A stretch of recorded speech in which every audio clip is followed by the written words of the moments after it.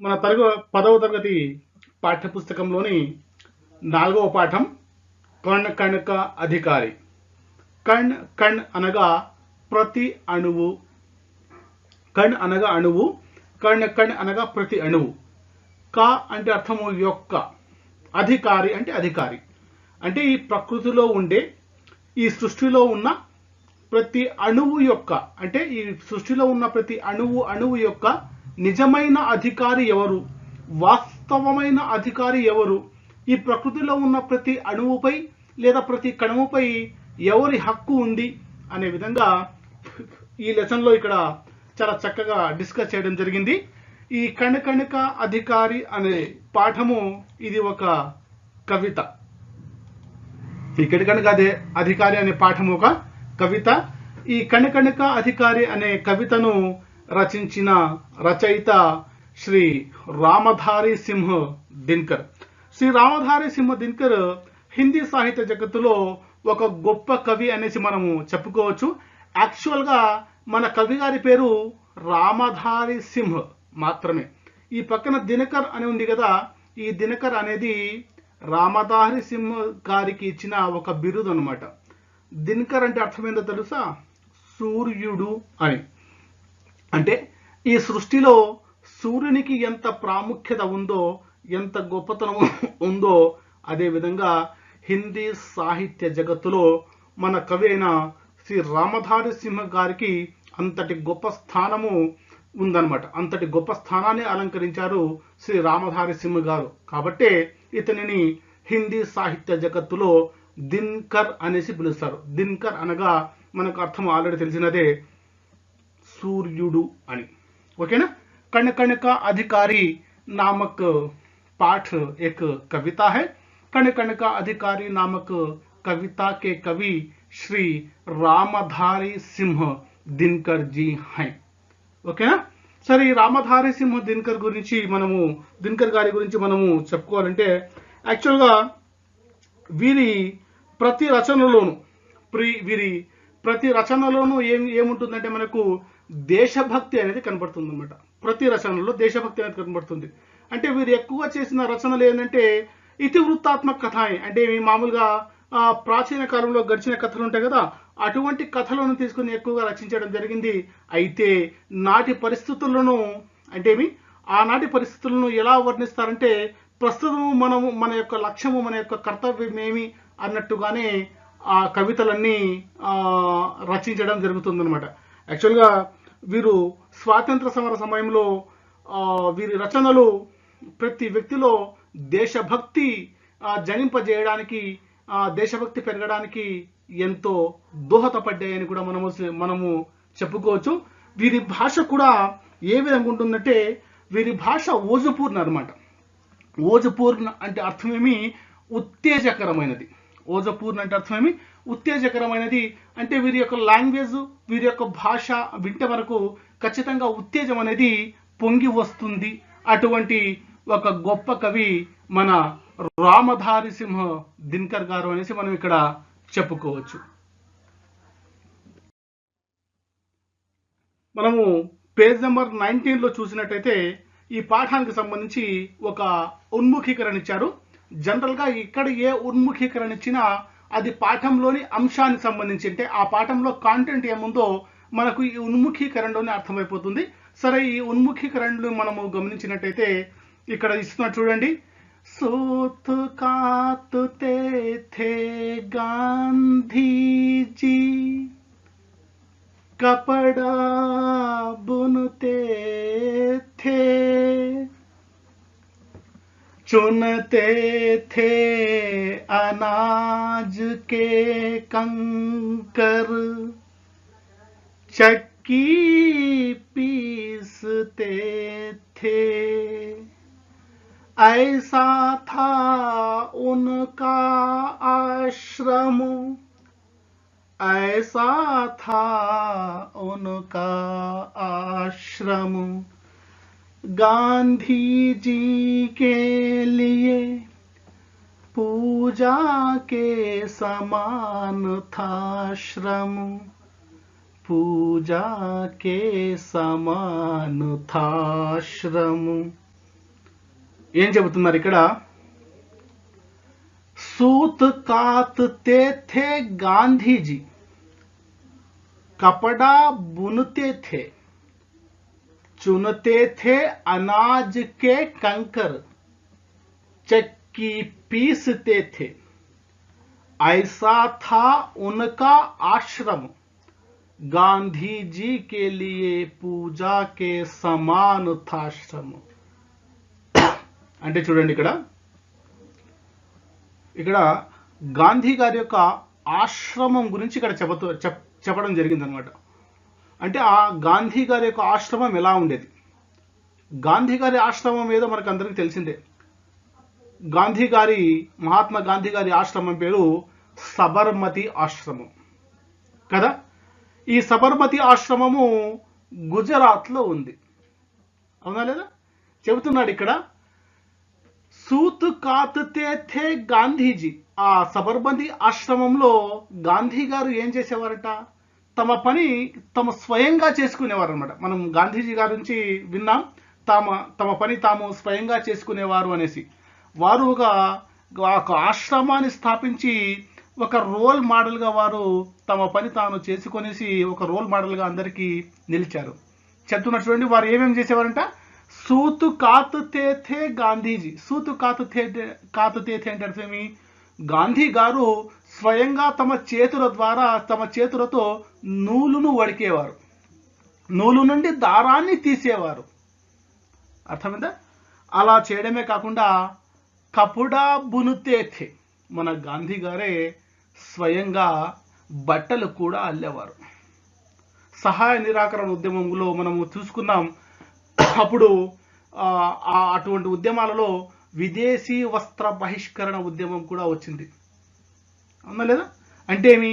ఆ సమయంలో విదేశాలలో తయారైన వస్త్రాలన్నీ బహిష్కరించి కేవలం మన దేశంలో తయారైన చేనేత వస్త్రాలనే, ఖాదీ వస్త్రాలనే మన భారతీయులంతా ఉపయోగించారు. మన మహాత్మా గాంధీ గారిని గమనించినట్టయితే ఒక ఖాదీ వస్త్రాన్ని కేవలం తన శరీరంపై కప్పుకొని ఉంటాడు, అవునా లేదా? అటువంటి వస్త్రాలను మన జాతిపిత అయిన మహాత్మా గాంధీ గారు స్వయంగా దారము తీసి వారే తమ బట్టలను అల్లుకునేవారు. ఇంకా ఏం చేసేవారంట? చునతే థే అనాజుకే కంకర్. అనాజుకే కంకర్ అంటే ఏమి? ఆ ఆశ్రమంలో ఉండే ధాన్యం ఉంటుంది కదా, ఆ ధాన్యంలోని రాళ్లను కూడా మన మహాత్మా గాంధీ గారు స్వయంగా ఏరేవారు. చక్కీ పీసుతే థే. చక్కి అంటే మనకు తెలుసు కదా, తిరుగలి అంటే విసుర్రాయి అంటాం దాన్ని, విసుర్రాయి అంటాం. అది కింద ఒక రాయి ఉంటుంది, పైన ఒక రాయి ఉంటుంది. దాన్ని తిప్పితే దాంట్లో సద్దలో బియ్యమో రాగో ఇలా వేస్తే అది తిప్పితే ఏమవుతుందంటే పక్క నుంచి పిండి పడుతుంది అనమాట. వాటిని ఏమంటామంటే చక్కి అంటాం, అవునా లేదా? ఇలా విసుర్రాయిని కూడా స్వయంగా మన గాంధీ గారు తమ స్వహస్తాలతో తిప్పేవారు అనమాట. చెబుతున్నాడు, ఐసా థా ఉన్కా ఆశ్రమ్. ఈ విధంగా వారి ఆశ్రమము, సబర్మతి ఆశ్రమము ఈ విధంగా ఉండేది. ఎవరి పనులు వారు సొంతంగా చేసుకునేవారు. స్వయంగా మన మహాత్మా గాంధీ గారు కూడా ఏమేమి చేసేవారు ఇక్కడ చెబుతున్నారు. గాంధీజీకి లియే పూజాకే సమానుతాశ్రమం. ఇక మన మహాత్మా గాంధీ అయితే శ్రమను పూజించేవాడు అనమాట. అంటే మీ పూజకు యోగ్యమైనది శ్రమ అనేవాడు కాబట్టి స్వయంగా శ్రమ చేసేవారు మన గాంధీ గారు అనమాట. ఓకేనా? అంటే ఇక్కడ చూడండి, ఇక్కడ గాంధీ గారు ఏమి శ్రమ యొక్క గొప్పతనాన్ని, శ్రమ యొక్క విలువను ఇక్కడ చెప్పడం జరిగింది. అదేవిధంగా మన పాఠంలో కూడా, ఈ కడకడక అధికారి అనే పాఠంలో కూడా శ్రమ యొక్క గొప్పతనము, శ్రమ యొక్క విలువ, శ్రమ చేయడం వల్ల ఎటువంటి ప్రతిఫలాలు మనకు లభిస్తాయి, శ్రమ చేయడం వల్ల మనకు ఎటువంటి లాభాలు చేకూరుతాయి అనే విషయము మనకు వచ్చే లెసన్లో, మనకు లెసన్ కాంటెంట్లో మనకు కనబడుతుంది అనమాట. ఓకేనా? మనకు ఇప్పుడు ఈ నేర్చుకున్న ఉన్ముఖీకరణకు సంబంధించి 3 ప్రశ్నలు ఇచ్చాడు.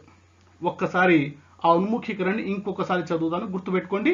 సూత్ కాతతే థే గాంధీజీ అంటే మనకు తెలుసు కదా, సూత్ కాతతే థే గాంధీజీ. తర్వాత తెలుగులో అర్థం ఇంకా మనం ఆల్రెడీ చెప్పాం కాబట్టి ఆ అర్థాన్ని రివైండ్ చేసుకుంటూ మీరు వెళ్ళండి.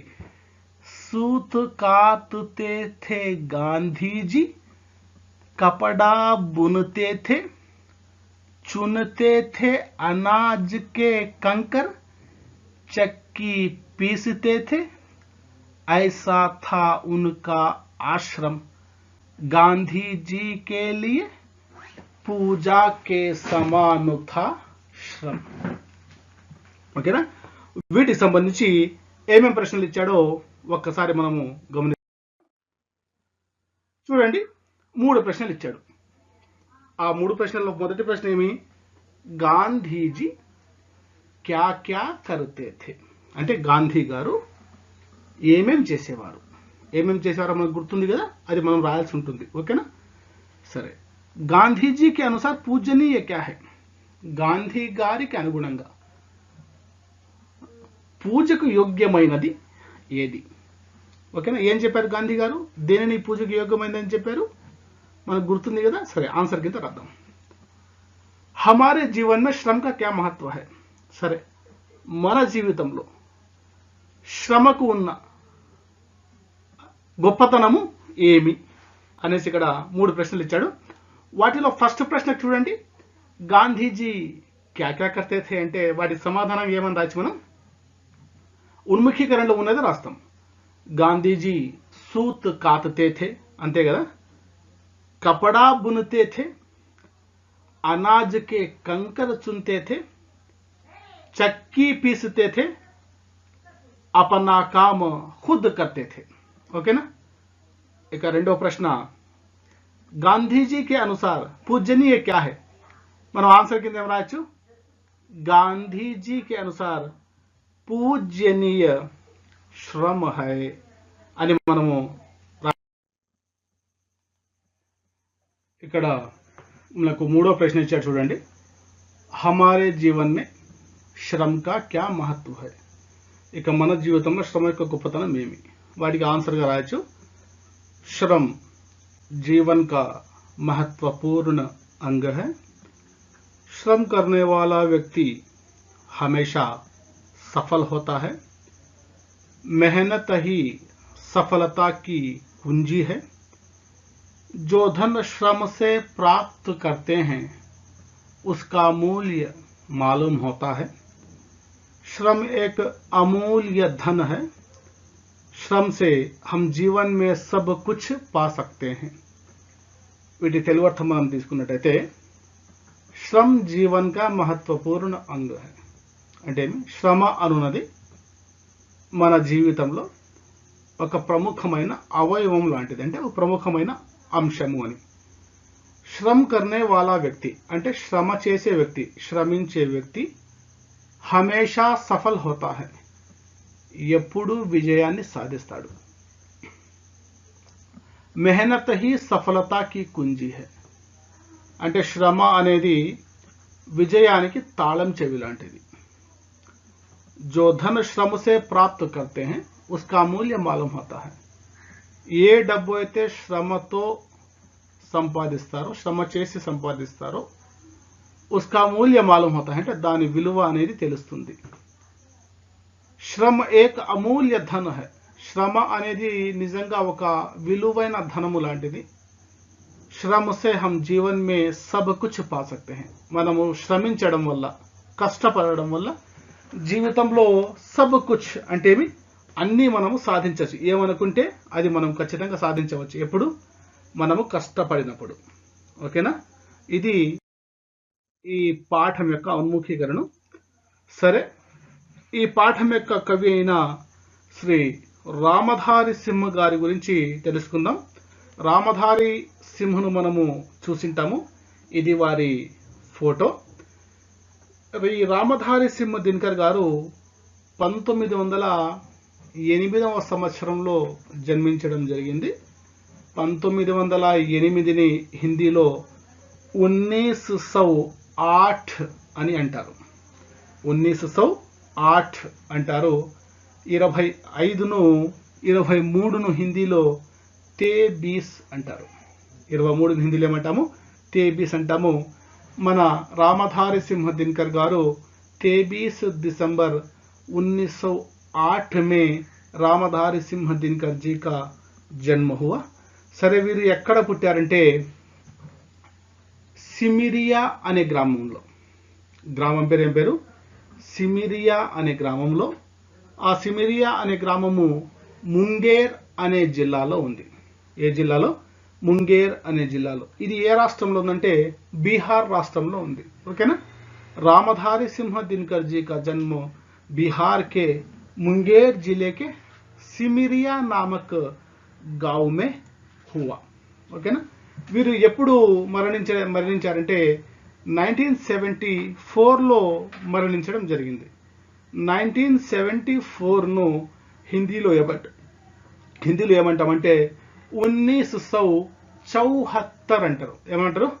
1974. ఇక్కడ స్పెల్లింగ్ మిస్టేక్ పడింది అన్న, 77 అని పడింది, అది పొరపాటుగా టైప్ చేసేసాము. ఆ 77 కాదు, ఏమంటారు 74 అంటాము. 1974ను హిందీలో ఏమంటామంటే 1974 అనేసి అంటాము. 24ను హిందీలో 24 అంటారు. ఇతను ఎప్పుడు మరణించాడు? ఏప్రిల్ 24వ తేదీన, అప్రిల్ 24वीं तारीख को 1974 में इनकी మృత్యు హుయి. ఓకేనా. వీరు 1974లో వీరు మరణించడము జరిగింది. ఎక్కడ మరణించారంటే వీరు మద్రాసులో మరణించారు. ఏ టైంలో? మద్రాసులో. ఈ మద్రాసు ఎక్కడ ఉందంటే తమిళనాడులో ఉంది. అయితే వీరు తమ జీవిత కాలంలో 3 సార్లు, ఎన్నిసార్లు? 3 సార్లు రాజ్యసభకే సదస్య రహే, అంటే మీ రాజ్యసభకు సభ్యుడిగా కూడా పనిచేశారు. వీరికి 1959లో పద్మ విభూషణ్ అవార్డు లభించింది. ఏం అవార్డు లభించింది? పద్మ విభూషణ్ అవార్డు లభించింది. ఎప్పుడు? 1959. 1959 అని హిందీలో 1959 అంటారు. ఏమంటారు? 1959 అనేసి అంటాము.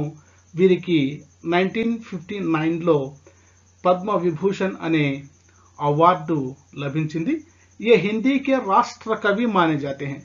వీరిని హిందీ యొక్క రాష్ట్ర కవి అంటే మీ జాతీయ కవి అనేసి వీరిని పిలవడం జరుగుతుంది. ఎందుకంటే అంతకు ముందే మనం చెప్పుకున్నాం, వీరి ప్రతి రచనలోనూ ఖచ్చితంగా మనకు దేశభక్తి అనేది ప్రస్ఫుటంగా మనకు కనిపిస్తుంది.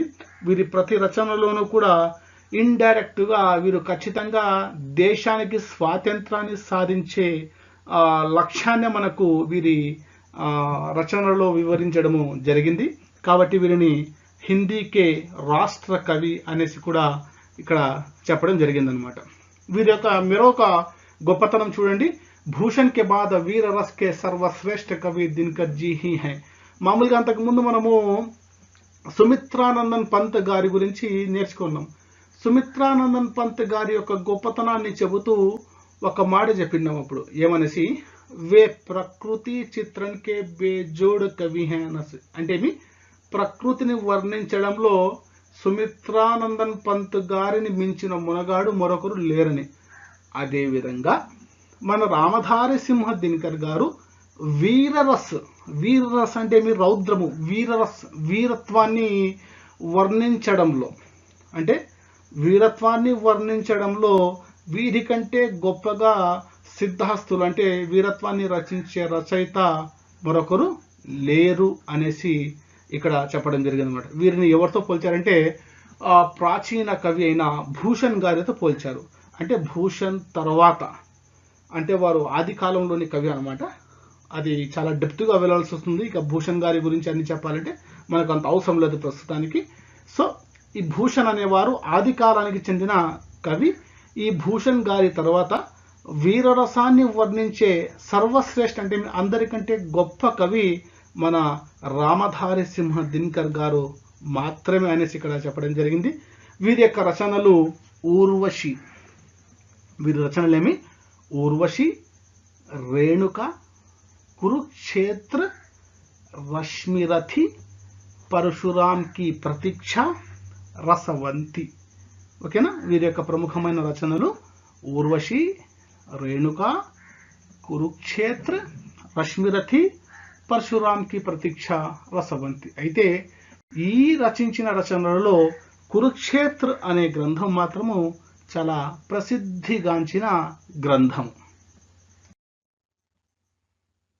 చూడండి, ఈ కురుక్షేత్ర అనే గ్రంథము దాని యొక్క టైటిల్ పేజ్ ఎలా ఉంటుంది ఇక్కడ మీకు చూపించడానికి నేను ప్రయత్నించాను. వీటిని రచించిన కవి రామధారి సింహ దినకర్ గారు అనుకున్నాం. ఇక వీరికి ఒక అవార్డు లభించింది. ఆ అవార్డు పేరు జ్ఞానపీఠ్ పురస్కార్. అవార్డు పేరు జ్ఞానపీఠ్ పురస్కార్. ఆ అవార్డు వీరికి ఎప్పుడు లభిస్తుందంటే 1968లో లభిస్తుంది. 1968ని హిందీలో ఏమంటామంటే 1968 అంటాం. ఏమంటాము? 68. ఓకేనా? ఈ 1968లో వీరికి ఊర్వశి అనే గ్రంథానికి, ఏ గ్రంథానికి? ఊర్వశి అనే పాట కూడా ఉంది చూడండి. సరే, వాటిని గుర్తుపెట్టుకోండి. ఊర్వశి అనే గ్రంథానికి కాను వీరికి భారతీయ జ్ఞానపీఠ్ పురస్కార్ లభించడము జరిగిందనమాట. ఓకేనా? यह काव्य 5 अंकों में विभाजित है. అంటే ఈ గ్రంథం ఉంది కదా, ఊర్వశి అనే గ్రంథము 5 భాగాలలో విభజించబడింది. వీరికి జ్ఞానపీఠ్ అవార్డే కాకుండా వీరికి సాహిత్య అకాడమీ అవార్డు కూడా లభించింది. ఏం అవార్డు లభించింది? సాహిత్య అకాడమీ అవార్డు లభించింది. ఏ గ్రంథానికి కాను? సంస్కృతి కే 4 అధ్యాయ్ అనే గ్రంథానికి కాను. చూడండి, సంస్కృతి కే 4 అధ్యాయ్ అనే గ్రంథానికి కాను వీరికి ఏం అవార్డు లభించింది? సాహిత్య అకాడమీ అవార్డు లభించింది. చూడండి, ఇప్పటి వరకు వీరికి 3 అవార్డులు వచ్చాయి కదా. ఒకటి సాహిత్య అకాడమీ అవార్డు, మరొకటి జ్ఞానపీఠ అవార్డు. అంతకుముందు స్లైడ్లో మనకు వీరికి పద్మ విభూషణ్ కూడా వచ్చింది అనుకున్నాం. చూడండి, ఇట్లా తమ జీవితకాలంలో వారు 3 అవార్డులను తీసుకోవడమే కాకుండా సంసదకే సదస్య भी रहे, అంటే వారు పార్లమెంటు సభ్యులుగా కూడా పనిచేశారనమాట. ఓకేనా? సరే, ఈ ప్రస్తుత కవిత మనకు కణకణిక అధికారి ఉంది కదా. ఈ ప్రజెంట్ కవిత అయిన కణకణిక అధికారిని కురుక్షేత్ర అనే గ్రంథం నుండి తీసుకోవడం జరిగిందనమాట. ఏ గ్రంథం నుంచి తీసుకున్నారు? కురుక్షేత్ర అనే గ్రంథం నుంచి తీసుకున్నారు. ఈ కురుక్షేత్ర అనే, ఇక మనకు పేరును బట్టే తెలిసిపోతుంది, ఈ కురుక్షేత్ర అనే గ్రంథము ఏ కథకు సంబంధించిందంటే మహాభారతానికి సంబంధించింది. ఇక మహాభారతంలోనే శాంతి పర్వానికి చెందిన కథను తీసుకొనేసి ఇక్కడ ఈ కురుక్షేత్ర అనే గ్రంథంలో రాయడం జరిగింది. అయితే ఈ కురుక్షేత్ర అనే గ్రంథాన్ని మనం తీసుకున్నట్టయితే వీటిలో ఫస్ట్ పేజ్లోనే అసలు ఆ కురుక్షేత్ర అనే మొత్తం గ్రంథం యొక్క నిగూఢమైన అర్థాన్ని కేవలము 2 వాక్యాలలో ఇక్కడ దినకర్ గారు చెప్పడం జరిగిందనమాట. అంటే మనకు కురుక్షేత్ర యుద్ధము ఎవరి మధ్య జరిగిందనే విషయం మనకు తెలుసు. ఎవరి జరుగుతుంది? పాండవులకి మరియు కౌరవులకి మధ్య జరుగుతుంది. సరే, ఆ కురుక్షేత్ర యుద్ధం ఎందుకు జరుగుతుందో కూడా మనకు తెలుసు. ఎందుకు? ద్రౌపదికి అవమానం జరిగిన తర్వాత ఆమె తమ జడ ముడిని విప్పేస్తుంది. అవునా లేదా? విప్పి ఏం చెప్తుంది? ఎప్పుడు వరకైతే ఈ కౌరవులు నాశనం అయిపోరో అప్పటి వరకు నేను నా జడను ముడి వేయను అని ప్రకటిస్తుంది. అవునా? ఇక ఇంకొక కారణం ఏంటంటే కురుక్షేత్ర యుద్ధానికి ఇక వీరు కౌరవులు పాండవులకి రాజ్యాన్ని అప్పజెప్పరు కాబట్టి దానికోసం కూడా యుద్ధం జరుగుతుంది. అంటే ఈ కురుక్షేత్ర మహాసంగ్రామము జరగడానికి ద్రౌపది వస్త్రాపహరణం కూడా, ద్రౌపదికి జరిగిన అవమానము, ఆ అవమానానికి ప్రతిఘటనగా ఈమె తమ జడను ముడి తీసేస్తుంది కదా, అది కూడా ఒక ప్రముఖమైన కారణం అన్నమాట. కాబట్టి ఇక్కడ రామధారి సింహ దినకర్ గారు ఈ కురుక్షేత్ర అనే గ్రంథంలోని ఫస్ట్ పేజ్లోనే రాశారు. 2 వాక్యాలు రాశారు, చాలా గొప్పగా రాశారు. ఏమన్నాడంటే ఆ 2 వాక్యాలలోనే ఈ మొత్తం గ్రంథంలోని అర్థమంతా, సారమంతా 2 వాక్యాలు ఇచ్చాడు. ఆ 2 వాక్యాలు ఏంటంటే ద్రౌపది కే బాల్ గిరే కితనే, కురుక్షేత్ర కే యుద్ధ మే మరే కితనే అనేసి అన్నాడు. ఏమన్నాడు? ద్రౌపది కే బాల్ గిరే కితనే, కురుక్షేత్ర కే యుద్ధ మే మరే కితనే అనేసి చెప్పారనమాట. అంటే ఆ ద్రౌపది యొక్క సిగలు అంటే వెంట్రుకలు ఎన్ని కిందకు రాలిపోయాయి, అయితే ఆమె జడను ముడి వేయించడానికి జరిగిన యుద్ధంలో కురుక్షేత్రకే యుద్ధమే మరే కితనే, ఎంతమంది చనిపోయారు. అవునా లేదా?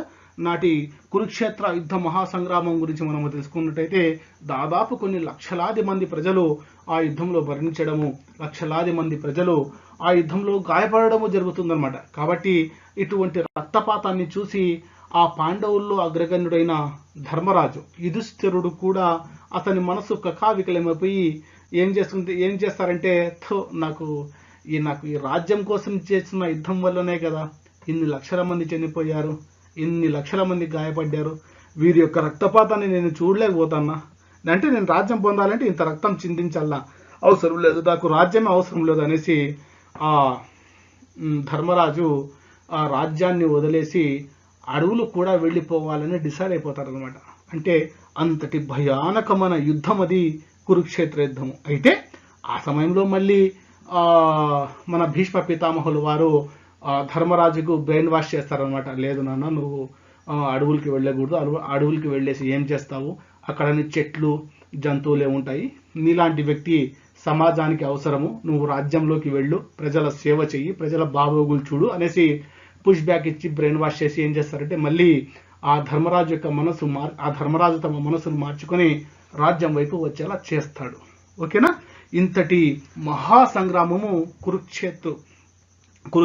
ఈ కురుక్షేత్ర అనే గ్రంథము నుండే మన పాఠమైన కణకణక అధికారి అనే ఒక చిన్న అంశాన్ని ఇక్కడ పెట్టడం జరిగిందనమాట.